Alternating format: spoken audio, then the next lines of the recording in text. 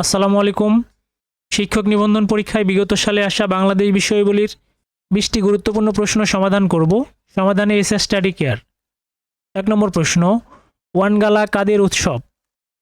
Option কতে আছে কুকিদের। কুকিদের উৎসবের নাম হচ্ছে মিংলু, এটা হবে না। খতে আছে গারো, গারোদের উৎসবের নাম হচ্ছে ওয়ানগালা, তাহলে এটা সঠিক অ্যান্সার। ওয়ানগালা হচ্ছে গারোদের উৎসব। অন্যদিকে চাকমাদের প্রধান উৎসবের নাম হচ্ছে বিজু এবং মারমাদের প্রধান উৎসবের নাম হচ্ছে সাংগ্রাই, তাহলে ওয়ানগালা হচ্ছে গারোদের উৎসব। 2 নম্বর প্রশ্ন, বঙ্গভঙ্গ রদ করা হয় কত সালে? তো বঙ্গভঙ্গ হয় হচ্ছে 1905 সালের 15ই অক্টোবর এবং এটি রদ করা হয় 12ই ডিসেম্বর 1911 সালে। তাহলে বঙ্গভঙ্গ রদ করা হয় হচ্ছে 1911 সালে, খ নম্বর 1911। বাংলাদেশের একমাত্র পাহাড় বিশিষ্ট দ্বীপ? কক্সবাজার জেলার অন্তর্গত বাঁশখালী নদীর তীরে অবস্থিত বাংলাদেশের একমাত্র পাহাড় বিশিষ্ট দ্বীপ হচ্ছে মহেশখালী, ক নম্বর মহেশখালী। দেশের প্রথম এলিফ্যান্ট ওভারপাস কোথায় অবস্থিত? দক্ষিণ এশিয়া তথা বাংলাদেশের প্রথম এলিফ্যান্ট ওভারপাস হচ্ছে চট্টগ্রামের লোহাগড়ায় অবস্থিত, তাহলে এখানে হবে হচ্ছে লোহাগড়া চট্টগ্রাম, খ নম্বর। দেশের প্রথম বায়ুবিদ্যুৎ কেন্দ্র কোন জেলায় অবস্থিত? দেশের প্রথম বায়ুবিদ্যুৎ কেন্দ্র হচ্ছে ফেনী জেলার সোনাগাজী উপজেলায় অবস্থিত। দেশের প্রথম বায়ুবিদ্যুৎ কেন্দ্র হচ্ছে ফেনী জেলায় অবস্থিত, ক নম্বর ফেনী। 6 নম্বর প্রশ্ন, ভাষা শহীদদের মধ্যে ঢাকা বিশ্ববিদ্যালয়ের ছাত্র ছিলেন? ভাষা শহীদদের মধ্যে ঢাকা বিশ্ববিদ্যালয়ের ছাত্র ছিলেন আবুল বরকত, যার ডাক নাম ছিল আবাই। ঢাকা বিশ্ববিদ্যালয়ের ছাত্র ছিলেন আবুল বরকত, গ নম্বর। সবার জন্য শিক্ষা স্লোগানটি বাংলাদেশে প্রচলিত কোন মুদ্রা বহন করে? সবার জন্য শিক্ষা স্লোগানটি বাংলাদেশের 2 টাকার ধাতব মুদ্রায় লেখা আছে, তাহলে হবে 2 টাকা, খ নম্বর 2 টাকা। প্রাচীন বাংলার প্রথম স্বাধীন শাসকের নাম কি? প্রাচীন বাংলার প্রথম স্বাধীন এবং সার্বভৌম শাসকের নাম হচ্ছে শশাঙ্ক, খ নম্বর শশাঙ্ক।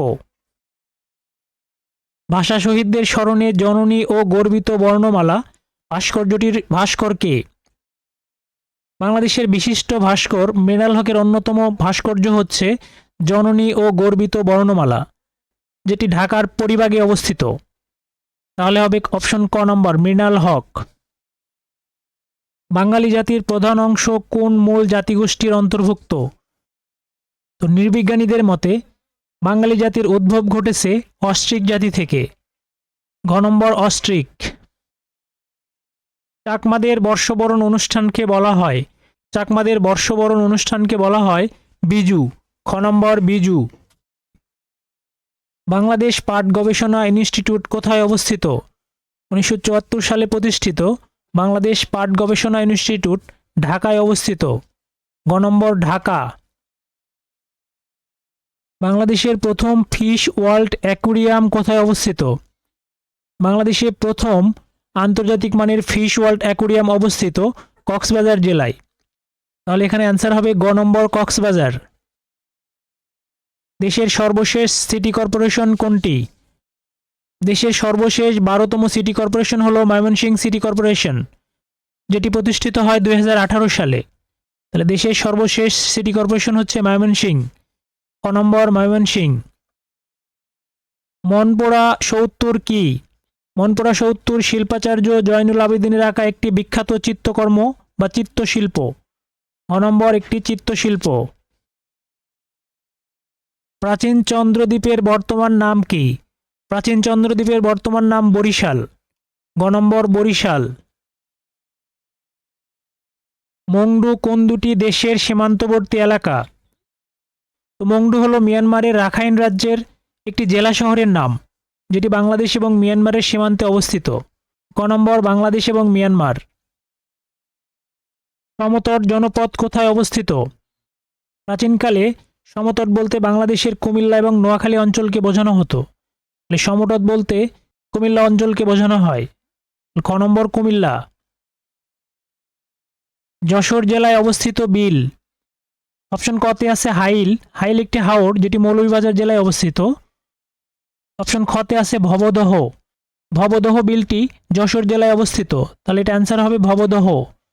অন্যদিকে পাথরচাউলি একটি বিল, এটিও যশোর জেলায় অবস্থিত, তাহলে এটাও অ্যান্সার হয়।